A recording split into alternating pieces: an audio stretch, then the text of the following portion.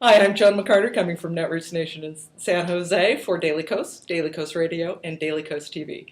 Joining me today is Larry Cohen, President of the Communication Workers of America, and we're here to talk filibuster primarily, the National Labor Relations Board, and getting the Senate working again. Thank you so much for being here. Yeah, great to be with you, Joan. Welcome to San Jose. Welcome to Netroots Nation. Yeah, terrific. Great job Daily Coast has done with Netroots in, 8 years? Something like that. This is the 8th year, yes. Yeah, yes, it's been good stuff. Yeah, it's great. One of the things that this panel at Netroots Nation has been particularly focused on, and one thing that you have been working very hard on, is filibuster reform.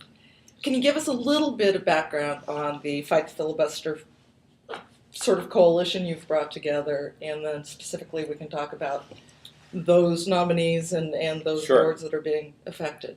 Yeah, sure. So the widest circle is what we call Democracy Initiative.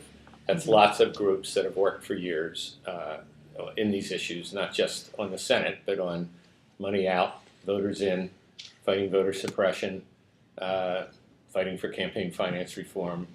Very tough battles, largely losing battles lately.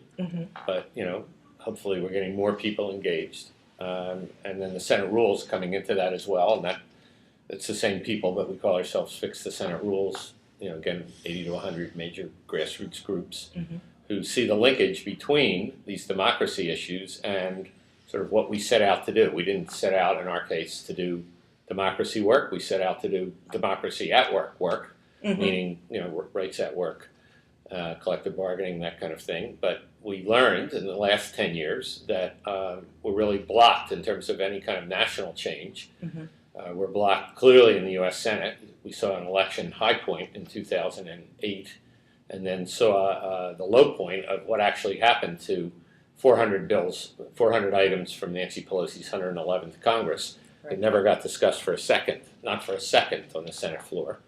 And then people get frustrated and they end up saying, well, maybe we didn't have the right legislation. That had nothing to do with it. Whatever you had, no matter whether you were Green or Labor or interested in healthcare reform or anything, financial reform, all blocked, despite having 59 to 60 Democratic senators on the procedural issues. The Republicans acted as a block at every turn, had nothing to do with content, and blocked discussion, including nominations.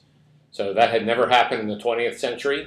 That sounds like a long time ago now, but in the 20th century and in the 19th century, and the Senate, as we know it, only was created in the 20th century.